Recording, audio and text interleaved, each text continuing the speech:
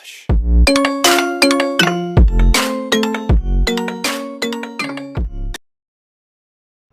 अस्सलाम वालेकुम guys, you watching कोला सील्स।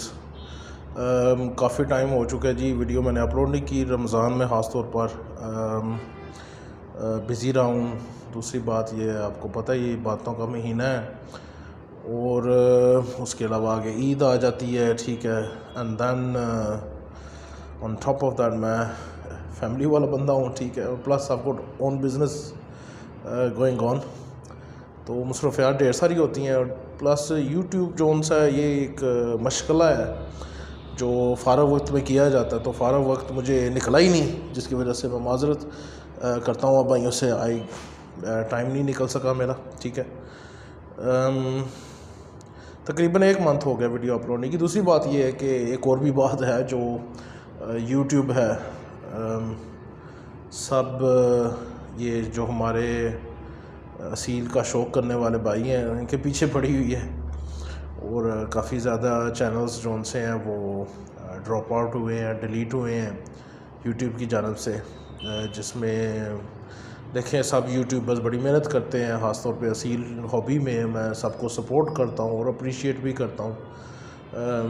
जिस तरह अभी ये जैन खान का चैनल डिलीट हुआ है, मैं पर्सनली इनको जानता तो नहीं हूँ, लेकिन जो भी एफ़र्ट्स ये लोग करते हैं, हम लोग करते हैं यूट्यूब पे, मैं इसको, मुझे पता है ये किस तरीके से की जाती है और ये काम आसान नहीं है।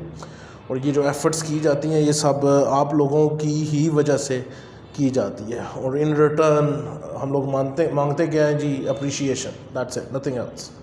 कोई लालच नहीं होती, ठीक है।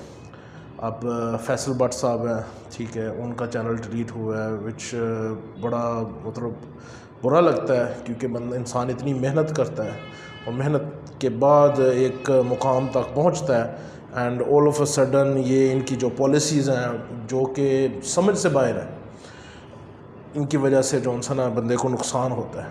और वो अशरफ अली है, उसकी भी अगले दिन मैंने पोस्ट देखी है, इंडिया का है, बहुत अच्छा शौकीन है। और ये हमारा मकसद यही होता है कि प्रमोट किया जाए, अवेयरनेस दी जाए, लोगों तक इंफॉर्मेशन पहुंचाई जाए। और इसमें भी ये लोग खुश नहीं हैं, I don't know why. Birds का शौक़ समझ लें करवाना जो ना यूट्यूब पे बड़ा मुश्किल हो गया है। मैंने कहा चले वीडियो बना लेता हूँ, अपनी शक्ल दिखा देता हूँ सब भाइयों को। इंशाल्लाह आगे अच्छी वीडियोस आएंगी। मैं थोड़ा सा अपने काम काज का थोड़ा सा सेटअप, मुझे थोड़ा सा एक रनिंग पोजीशन में कर लेने दें। लॉकडाउन की वजह से इन्होंने जाने नहीं छोड़ी, तो अभी ये ओपन हो रहा है, तो थोड़ा सा इसको सेटल मैं कर लूँ, तो इंशाल्लाह फिर मैं कोई टूर रखूँगा, तो I will get back to you guys. और जिन भाइयों ने चैनल मेरा सब्सक्राइब नहीं किया वो कर लें, क्योंकि ये मिस नहीं होने चाहिए। ये ख़ास तौर पे मेरी वीडियोस टारगेट ही इंफॉर्मेशन को करती हैं, और ब्रीड्स के हवाले से जो सा इंफॉर्मेशन दी जाती है यहाँ पे। कुछ क्वेश्चंस थे जो कि कुछ भाइयों ने मुझसे पूछे थे, और मैंने कहा चलें आंसर्स उनके दे दें, इसी बहाने चलो एक वीडियो भी बन जाएगी। एक क्वेश्चन था जी, चूज़े लड़ते हैं, ठीक है, असील है रखे हुए हैं आपने चूज़े। उन्होंने एक अग्रेसिव बर्ड्स हैं ये, तो लड़ना तो उन्होंने है। अब चूज़े क्योंकि देखें बच्चे होते हैं, तो जब वो लड़ना स्टार्ट कर देते हैं, उनको नहीं समझ आती कि भाई कब रुकना है। और दूसरी बात इनमें ये होती है कि जब लड़ना स्टार्ट करते हैं तो एक के पीछे ही सारे पड़ जाते हैं ग्रुपिंग में ना, एक को सारे 4-5 चिमट जाते हैं, तो उनकी खाल जो उनसे पीछे से उतर जाती है, बड़ा नुकसान होता है, मर भी जाते हैं चूज़े इस तरीके से। तो ये एहतियात आप लोगों ने करनी होती है, इनका ध्यान रखना होता है। इसका हल क्या है जी? इसका हल कोई ख़ास तो नहीं है। इनको पहले तो आप उनको अलग करें, ठीक है। अलग करने के बाद कुछ जमा का तेल लगाते हैं, ताकि उनको थोड़ा सा वो जॉनसन लगे, और जब छोड़ें तो वो उसके ऊपर बाइट हो तो वो लड़े ना, दाबे लग जाए, ठीक है। दूसरा जो मैं करता हूँ कि उस वक्ती तौर पर उनको अलहदा कर लेते हैं, ठीक है। बच्चे होते हैं, बाद में भूल जाते हैं ये, ठीक है। कई दफ़ा तो वो भूल जाते हैं, तो फिर लड़ते नहीं हैं, फिर उनको याद आए लड़ना शुरू कर देते हैं। तो वक्ती तौर पे जब ज़ख्म होते हैं इनको वो अलहदा कर लें। जब आप छोड़ते हैं, जब वो लड़ेंगे, ठंडे हुए होंगे ये, ठीक है, उन ज़ख्मों के ऊपर फिर जब इनको चोट आएगी तो इनको दर्द होगा, तो उधर कहीं ना कहीं कोई ना कोई दाबे लग जाता है। वरना बड़ा मुश्किल हो जाता है और इसका कोई ऐसा हल नहीं है, वरना आपको ग्रुप्स बना के अलग करने पड़ जाएंगे। दाबा लगाना ही इसका हल है, दाबे के अलावा और कोई चारा नहीं, आप जिस तरह भी आप लगाएं, ठीक है। बीच बीच में वक्फे में ना इनको ट्राई करते रहा करें कि किसी तरीके से ये दाबे लग जाएँ। तो दूसरा क्वेश्चन था कि किसी बर्ड का पोटा बंद था, तो उसके बारे में वो पूछ रहे थे, ठीक है। हालांकि ये कॉमन सा क्वेश्चन है और ये मतलब हर बंदे जो शौक़ रखता है उसको कोई ना कोई इसका इलाज पता होता है। और ये टोटके जो उनसे हर शौकीन के अलग अलग होते हैं अपने तजर्बों के साथ साथ। ज़रूरी नहीं है कि हर बंदा एक जैसा ही टोटका आजमाता है। और यूट्यूब पे काफ़ी सारे इसके इलाज हैं। हमारे भाई हैं जो यूट्यूबर्स हैं, आफ्ताब लोच साहब, वो अक्सर जो उनसे ना अपने वो शेयर करते रहते हैं नुस्खे, उनके पास बहुत अच्छी ट्रीटमेंट्स होती हैं। दूसरी फेसबुक पे हमारी पॉपुलर शख्सियत हैं इरफान भाई, ठीक है। तो वो भी इरफान फ़ानी के टोटके, जिस तरह ज़ुबैरा आपा के टोटके मशहूर हैं, उसके मशहूर हैं। तो वैसे जो लेकिन हमें देखें, पोर्ट बंद करने का हल की बजाय हमें पता होना चाहिए कि ये होता क्यों है, पोर्ट बंद क्यों होती है। कोई भी पोर्ट दो किस्म की होती है। अब देखें, एक हमें जो नज़र आ रही होती है वो जो सामने पोर्ट जिसमें दाना कलेक्ट किया जाता है। दूसरी पोर्ट अंदर की पोर्ट होती है जो बर्ड के अंदर होती है। असल बंद क्या होती है, हम समझते हैं कि बाहर वाली रुकी है, बाहर वाली नहीं रुकती, अंदर वाली रुक जाती है। अंदर वाली का फंक्शन होता है वो जो फीड होती है उसको लेते वो ग्राइंड करती है, ग्राइंड करके आगे उसको उसमें से एनर्जी निकालती है और जो वेस्ट है वो वेस्ट वाली वेन्स में वो उसमें आंतड़ियों में डाल देती है, तो वो फिर खारिज हो जाता है, ठीक है।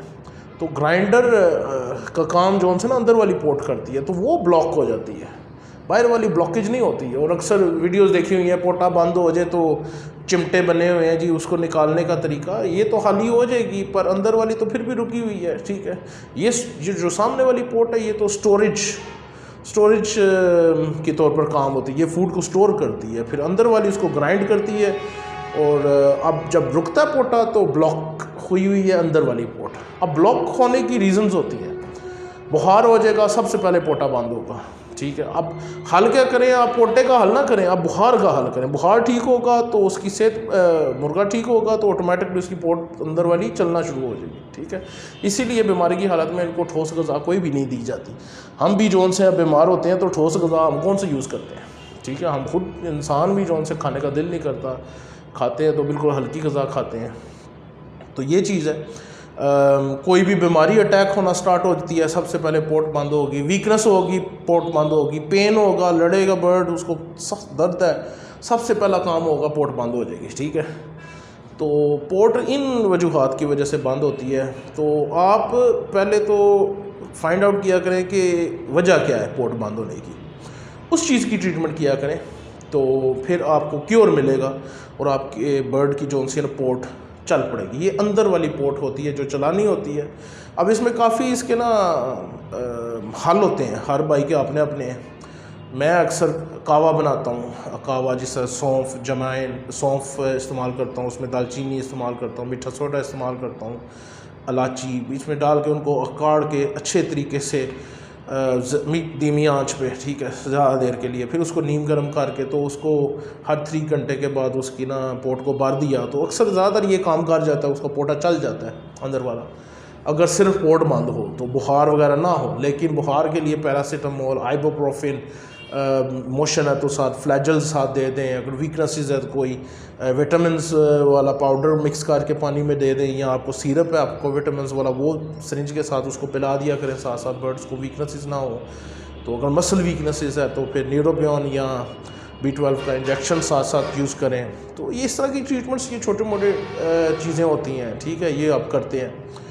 तो असल चीज़ वजह ढूंढनी और उसके हिसाब से ट्रीटमेंट करनी बर्ड्स की, और फिर पोटा चलेगा, ठीक है।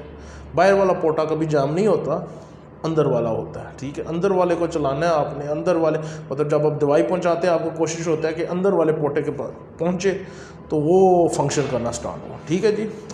इंशाल्लाह नेक्स्ट वीडियो में मिलेंगे जी। तो मैंने कहा चलें सलाम दुआ कर लूँ, बड़ा अर्सा हो गया कोई नहीं वीडियो अपलोड की। थैंक यू वेरी मच जी, खुदा हाफ़िज़।